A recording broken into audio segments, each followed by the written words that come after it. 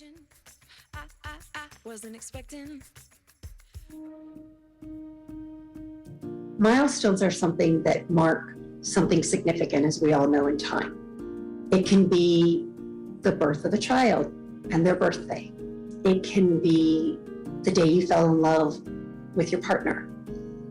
It can be the anniversary of finding the perfect job. And for some people, it can be the anniversary of having new lungs. There's so many different milestones that happen. In my case, I do have nonsense genes, and I know that maybe drugs aren't necessarily being tested right now on my specific permutation. For me, my milestone sitting here is I was given 6 months to live when I lived in San Diego. I've been in Colorado for 30 years since that moment. So I sit before you with my milestone of 30 years of life.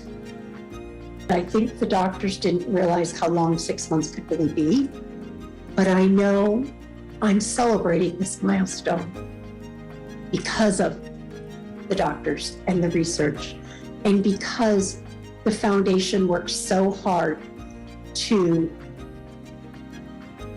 bring together every one of you today and to be willing to set this challenge on giving patients more milestones. And this happens through the volunteer work, the research, as well as the dollars to be able to get to this next place.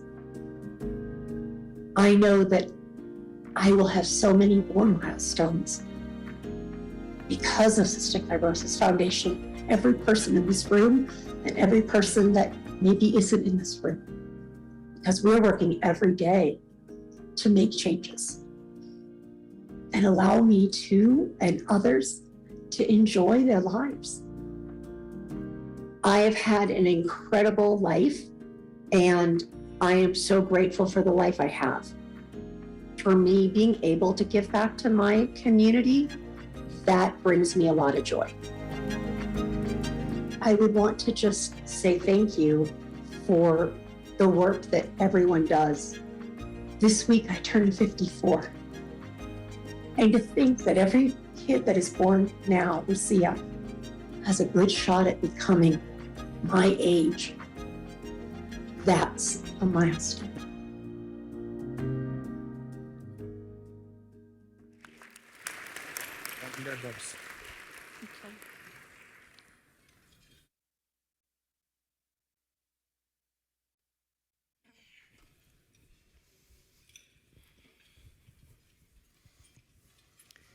Good evening, and welcome back to those joining us virtually. How about that video?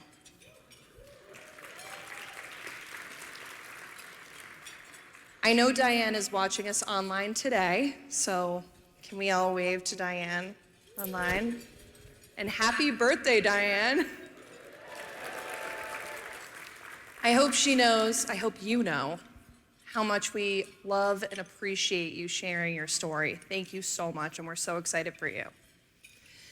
As you have learned today during our many presentations, we have seen a transformative shift in what it means to live with cystic fibrosis. Thanks to the tremendous advances in research and care, adults now represent about 60% of the CF population in the US.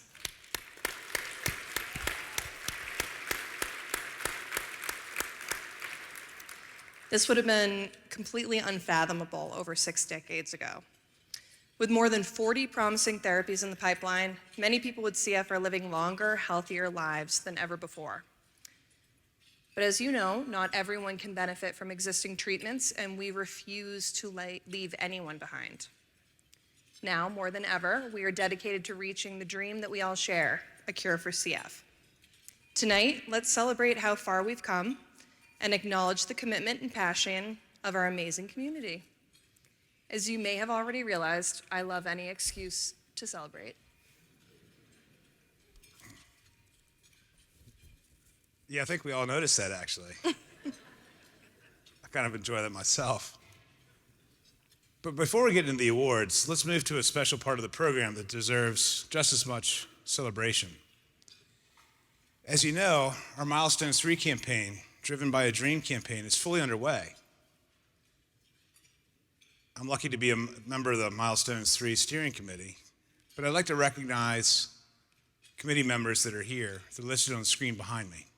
If you're a committee member in the room, please stand for a round of applause.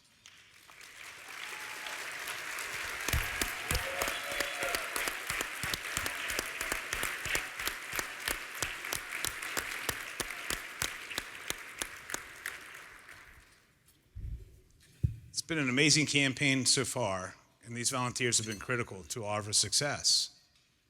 We're going to hear from our chair in a few moments, but first, I'd like to invite a special couple in our community to share why they support the Milestones 3 campaign. Please welcome Milton and Susan Koch to this.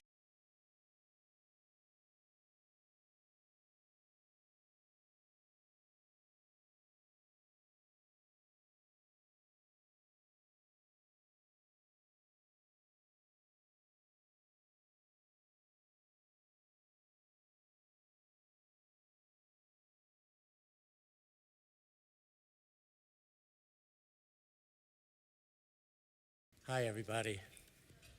Karma is real.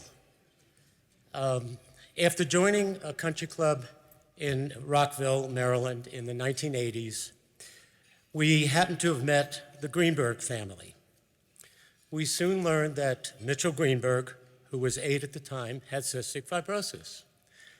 Gail and Billy Greenberg familiarized us with their twice daily thumping that they did with Mitchell, and his twice yearly before school and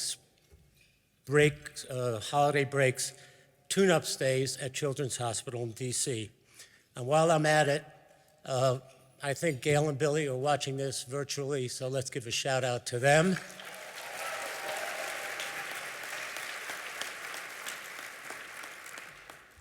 We remember that at the end of each summer, they'd begin talking about his pre-fall visit to Children's Hospital for this tune-up, and he'd be in for about a week. Our family, Susan and mine, consisting of 3 children, and the 2 of us, soon started raising money for CF. Remember, this was in the 1980s, 1986, give or take.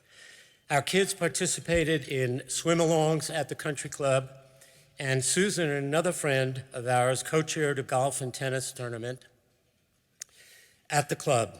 At this event, there was a golf matching program as well, and former, what were called at that time, Redskins, now Commanders, playing golf.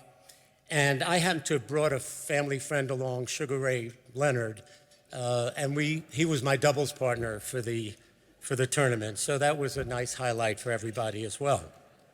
He even donated a pair of autographed red boxing gloves that went for auction that night.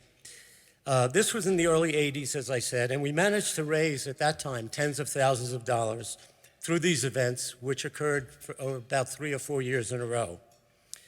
We would like to believe that those dollars were the beginnings of some of the much larger amounts that were raised over the years in the CF Foundation that helped develop many of the great treatments available today and ultimately were monetized recently. Over the years, we had lost a little contact with the Greenberg family, but we're aware that Gail first was a volunteer at the Metro DC chapter, then became ED of the office, and eventually moved upstairs to the foundation offices to work in the National CF office. We were aware also at that time when the CF gene was discovered in 1989.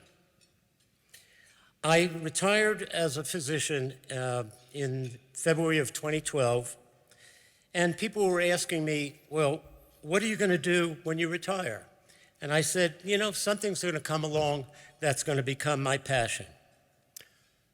About 6 weeks after I retired, our grandson Jude was born with CF.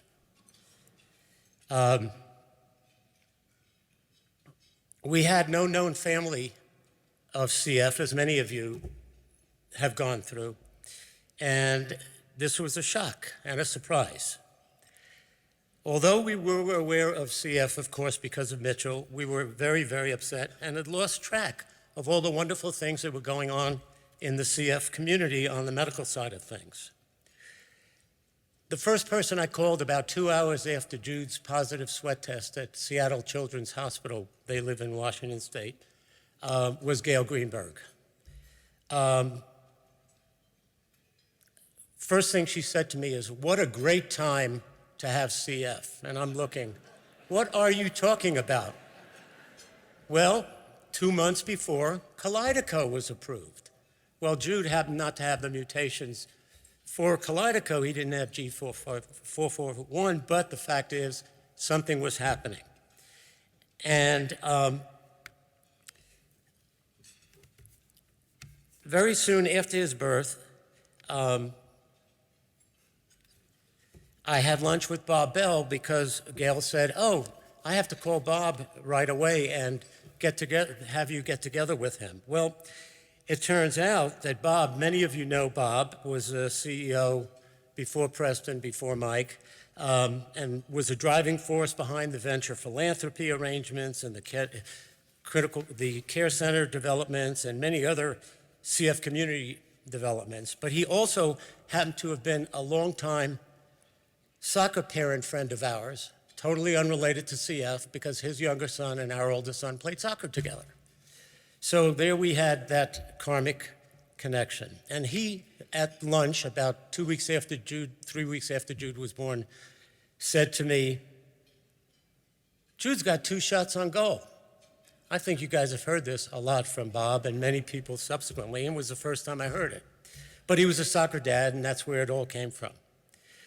Jude happens to be a loving, clever, energetic 11-year-old, and thankfully, he's doing amazingly well and is now also on Trikafta, has been for about 1.5 years.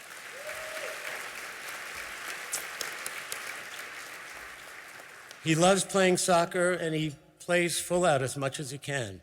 Recently, his school had a fundraising event last year where he raised some money for the school, and it was predicated on how many laps around the school campus that he could do, and he had heard the record was 35, and he was aiming for that.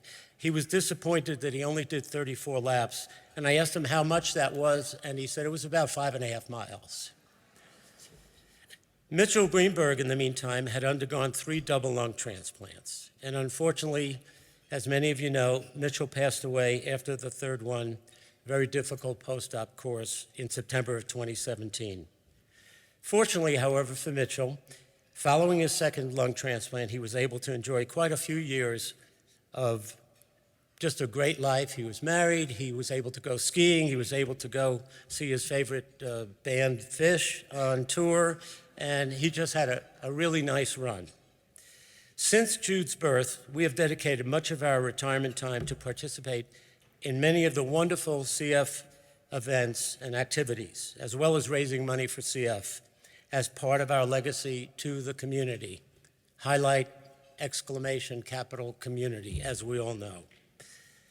We participated in Milestones 2 and are now participating in Milestones 3.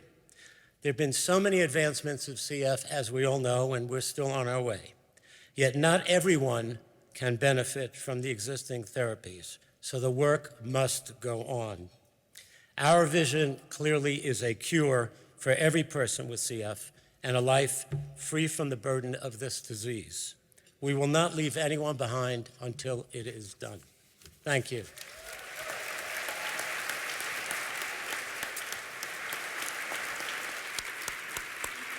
Great job. Great. Hey. Great job.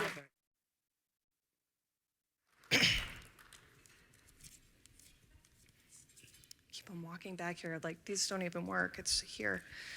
Thank you, Susan and Milton. And how cool are Milton's glasses? Your story truly showcases just how important this campaign is to the entire CF community.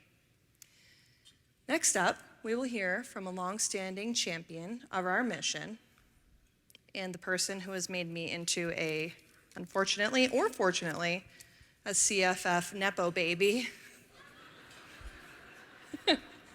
See, I told you they would laugh. our amazing Milestones 3 chairman, CF father, and my dad, Joe O'Donnell.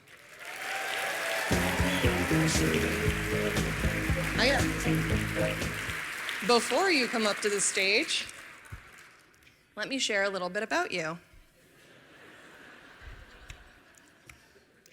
My father, along with the committee members we mentioned earlier, has dedicated himself to advancing the mission of the foundation for more than 4 decades. As I spoke about earlier, after we lost my brother Joey, my dad and my mom, Kathy, created the Joey Fund as a tribute to him and in honor of all those living with CF. I grew up attending events like the annual Joey Fund film premiere and saw what a driving force he was in fundraising millions of dollars for people with CF, and how much passion, drive, and commitment he put into going above and beyond, never settling for good enough. His eyes always set on a cure. More than 20 years ago, he expanded his philanthropic efforts and became the national chairman of the Milestones 1 and 2 campaigns. These campaigns provided funds that fueled the mission of the Cystic Fibrosis Foundation and transformed the disease, making CF one of the most incredible stories in medicine today. Never backing away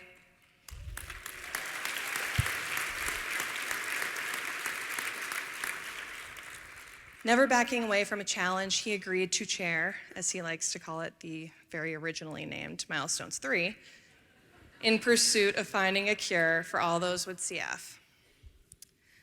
So I told him that I wouldn't embarrass him too much tonight. This part's on my paper, so I apologize for looking down a little bit. But I did want to let you in on Joe a little bit. You all know him as a massive fundraiser. He's always in his suit, raising money, very serious businessman. But to me, he's just my dad, and what he does best is very behind the scenes. Yes, he was out on business all the time, fundraising, and he wasn't at every single dinner, mainly because we ate at 5 o'clock.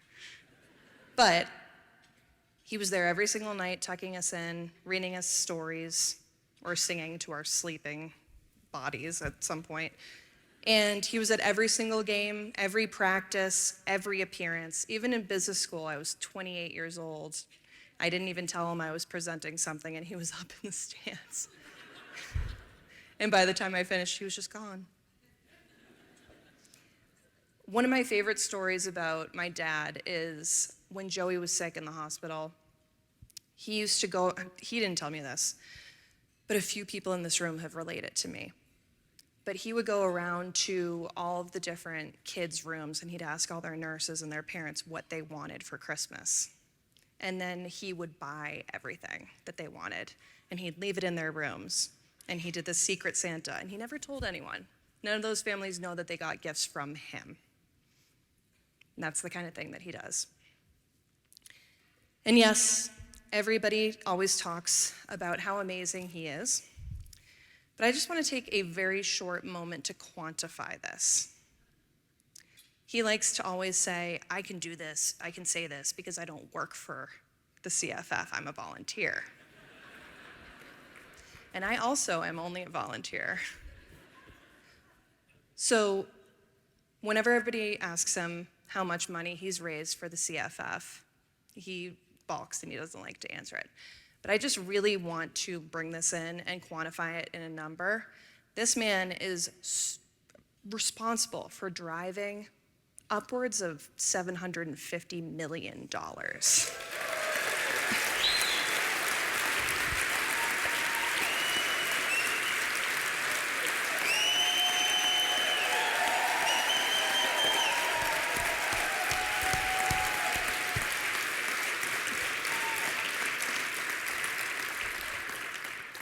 He will never tell you that, and people have come up to me throughout this weekend asking me how we raise $1 million at the film premiere every year, and it's him. People give money because of him.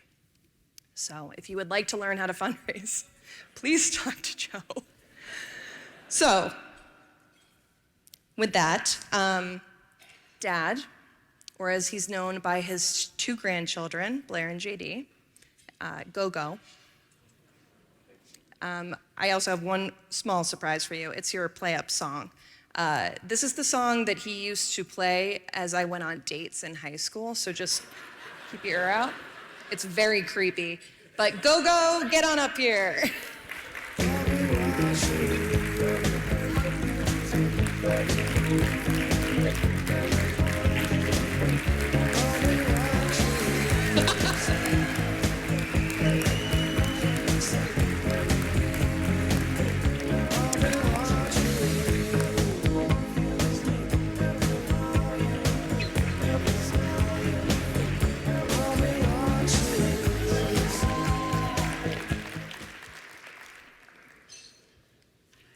So Kate's 36 years old. 36 years I've been trying to do exactly the opposite of what she just did. Kate the Great, that was more like a sermon. I mean, instead of an introduction. I apologize for that. It's just blown all my stuff. I do like I'll Be Watching You, though. And I know Kate is, the great. She's always been that way. And I think you all have a flavor of that. I learned listening to her today, because I didn't know exactly where she was going. I never do. Thank God listening to her, I was thinking, simple things like this community is so special. You've heard that 1,000 times this weekend, and it isn't enough, because that's the whole game. And I was listening to Kate growing up, and I'm thinking of listening to things like survivor's guilt. What the hell is that? And because we were always very open with our situation at home, and I never dreamed that there was the complexities that you all understand, and all of you who have any experience with this firsthand know what I'm talking about. But I was thinking, if you had and many of you have. Actually, half of this room is full of first-timers, and first time to the VLC. And if you had a child with CF diagnosed today, the first thing you'd do is you'd talk to the doctor, and he'd give you 10 alternatives. He'd give you care centers, he'd give you other doctors, other things, like we just heard from the good doctor. So at this stage today, it's a different world. Now, Joey was born in 1974, so that was 47 years ago. And in 47, I never heard the word cystic fibrosis. So you can imagine, and I can only imagine, I love the saying about what a great time to have CF. These are the halcyon days, are going to be the halcyon days for CF, and because it's just a different ballgame. So I was thinking that how important that is. The community part of this is so important. And I want to make it really clear that I'm no hero. I mean, I'm absolutely no hero. I'm a little embarrassed, to be honest with you, but, if there's no CF Foundation with no technology, there's no Kate, there's no cases. So we all affected by this in different ways. But the heroes here, and look in this room. That's where the heroes are. Go to the hospitals. That's where the heroes are. The care centers. And the administration, which often gets overlooked. But we have the best organization. I may not be on the payroll, but I feel like it. Because I really care about, what we do. And we got the best organization you can imagine. So, and obviously the kids with CF are heroes. And we're almost done with that, but we're not there yet.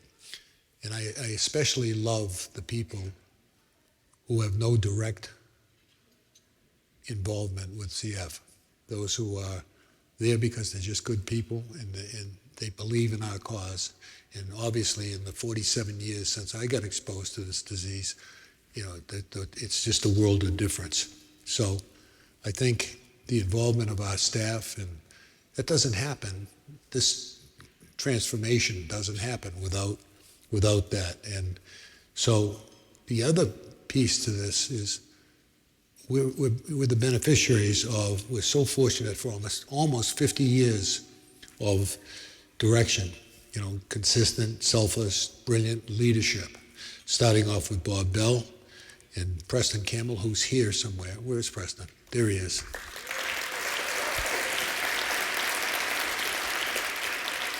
And now Mike Boyle, who balances each one of these guys, was special in their own way and were tremendous for our cause. And incomes, I didn't know you could basically, how do you do that consistently for 30, 40 years of leadership? Usually in the darkness of the previous situation. So today, how do we do that over the past 5 years? And there's no community like this community. And today defines what the CF community really is. It's 3 days here today, 3 days of workshops, projects. Do you ever see the energy anywhere else? This is an organization. It's not like a family, but it is a family. So you sit here and you listen to the different stories, and there's no end to all of them. So, our organization 3 years ago, when we went to, was it 3 years? 3 years ago, when we went to Washington for the VLC. Just at the tail. It wasn't 3 years ago. It was 2 years ago, and basically just at the tail end of the first phase of COVID, and basically we end up being instructed that we needed to get this thing in Washington in July. And I remember, since I'm not on the payroll, I was actually able to say, that's the dumbest thing I ever heard. I mean, it's gonna be 10,000 degrees. We're gonna be in Washington. We've been off for 2 years. And so what happened? No problem, full house. And it was for real, we had 300 people, 350 people, 300 people, and another 150 online. No problem. So basically today, we've got 550 people here. I mean, think about that.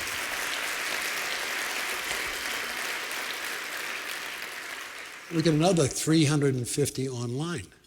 So, I mean, so here we are 2,000 miles away from home base, and we're in Denver, CF organization, like all of you, is unlike any organization on the planet. There's nothing like this. And just like 3 years ago on the West Coast, where we went out to the West Coast just before COVID in San Diego, and Kate, that was Kate's original appearance there, she said, I want to show you something. And then she drove me like 4 hours. It was almost like driving home to see a museum. And they had no interest in the museum. I never told you that, Kate, but and a really special night, just three years ago in Washington.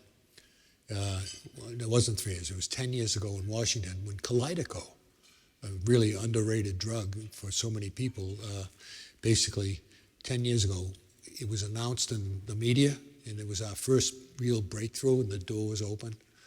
And I was all excited about going there, and I walked into that room, and I'll never forget the feeling in that room. It was a room like this in the reception, outside in the reception area. And you could feel it in the room. You could feel the spirit of, wow, we actually cracked the door. And basically we got something called Kalydeco, and it was a quiet celebration. Everybody was the community, that community. This is 10 years ago, we just turned the corner. It was a quiet celebration. It wasn't like a World Series with people hooping and hollering. It was just like, wow, we got that done. And so I think, you know, we've always been different, but this morning Michael Boyle asked people who had been here for a year, it was their first time at VLC, to stand up, and a bunch of you stood up, half of you stood up. So I'd like to do it just briefly, and I won't be long. I'd like you to stand, those people who have been involved in the chapter for 50 years, 40 years, 30 years. Is there anyone here who's been involved with the CF in any way, either as an employee, an administrator, as a patient, a parent, to please stand up? Anyone here for 50 years? Because we had 3 of them last year. Okay. Yeah, we do.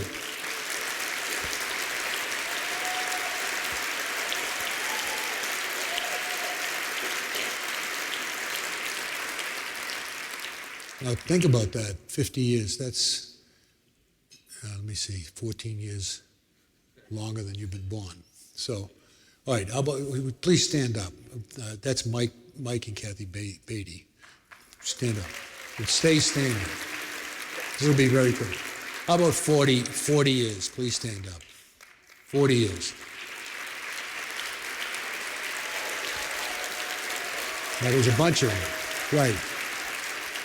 Stay standing, please. Stay standing. How about 30 years? 30 years, 3 decades.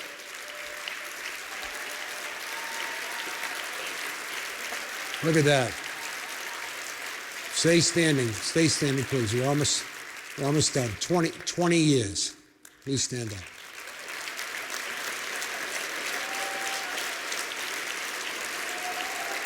How about 10 years? 10 years. 5 years. Now take a look at that. Just look at that. So that should tell you everything. Thank you. Thank you. That wasn't so painful. But just draw that in. I mean, how this organization didn't just happen. It happened in the darkest hours, and now it's like we've said, it's the house, maybe the halcyon days, so that close. So, but think about, we had 90% of the room has been involved for 5 years. It's a long time for 5 years, and for people to keep coming back. So, thank you for that. Incredible. We've made incredible progress and so many breakthroughs, and in part the Milestones funding helped make that possible. So today we've got so many people with CF living into every time I turn around there's a new milestone. And basically, we were thinking 50. Joey, it was 8 when Joey was born, but 50 years old, then I was 53 years old. And most of you, if you haven't heard, but basically the Make-A-Wish Foundation officially this week eliminated CF as a candidate. Think about that.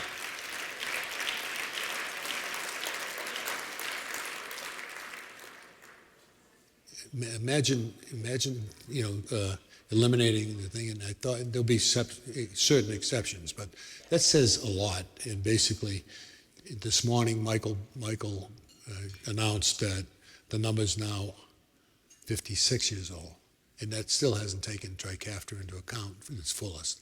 So we're on a rocket ship going there, and so many people today. The other thing is, this year we had 630 babies born to, women with CF.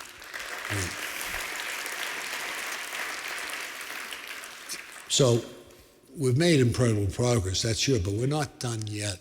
And basically, like I said, we're on a rocket ship, and we will get this done. This will get done, and it's going to be, I think, nobody knows, but basically, we're on the right path with the right people at the right time. And so I think we're trying to, in this Milestones chapter, very creatively known as Milestones 1, 2, and 3. Number 3 is going to be different from the first 2 campaigns in the legacy giving. So that's a major difference, which is you can commit money to either the first or the second survivor in your family. And so that's a huge difference and a critical component of this. And, this effort, all of this has been I guess I was supposed to announce, so all of you who have made contributions to Milestones, I might as well live up to my reputation. All of you who have made contributions to Milestones, you go out that door when you leave. Those of you who haven't, Mike Boyle will see you over at the door over there. I'm going to put a different face on that. So, look, I just wanted to make sure that we emphasize the fact that the bond, I look at these faces, I see so many familiar faces and so many happy stories and so many sad stories and wonderful stories. And there's a bond that that you just don't realize often in life. And this is in spite of the grand scale of the effort and the nearly $1 billion that we've raised in certain parts of this, and the $4 billion we have in the bank that we're using to fuel this going forward. It's personal. I can't help but thinking how personal it is. Over 70 years and a century of unprecedented global leadership. And basically, I look around this room and the magic, and it's still personal. How can it be personal? But it is. So we've looked to ourselves to solve these problems. We now have people wanting to climb on board, and we got a rocket ship, going forward with a business element to the science. So it's now in our hands. The promise of the ultimate cure is in our hands, and so far we've successfully completed 2 campaigns. We're going to do a 3rd one. That's just a part of it, for sure. And in a very short time, the facts are that we are more than halfway to our goal. Yet another milestone's achievement from this incredible group and special family. So here goes. As you know, our milestone's 3 goal is $200 million, driven by major gifts and legacy giving. We entered this year with total commitments of $107 million. That's when we started a year and a half ago. It's truly unbelievable. It gives me great pleasure and enormous respect for this group in our community to announce our current milestones 3 number, current. We are today, Kate, you got a drum roll? No drum? As of today, we're at $127 million.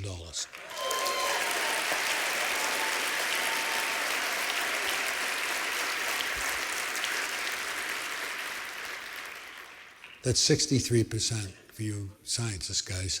63% of the actual number. So we're well on our way, and it's here we go again. So congratulations to all of you, and what an incredible performance. So in summary, I just want to wrap it up here, that while not so long ago, this used to be a message of despair and frustration, it's now one of hope, hope with a capital H. And while all of you parents and friends who have worked for that, for some we're still in a race against the clock. That's going on with a small percentage of the people who still don't have the modulator. So many people have worked for that, and the good news is the race against the clock is a lot slower now. So we basically, the good news is it's ticking much more slowly these days. We will continue the battle, and rest assured we're going to win this fight. We will not leave any viable science on the table, and we will not leave anyone behind. Giving up is not an option. So thank you for all your help, and this is wonderful.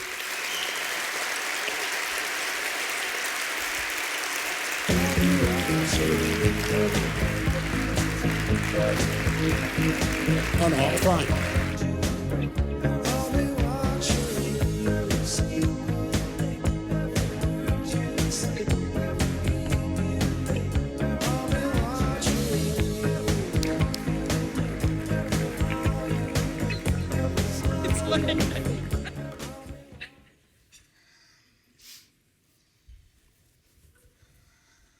Wow. I remember years ago, Charles Barkley declared that he was not a role model.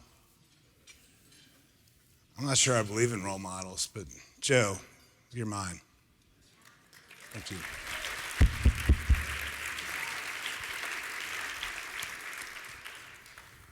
Thank you to everybody else who's been part of Milestones 3. 63% on our way.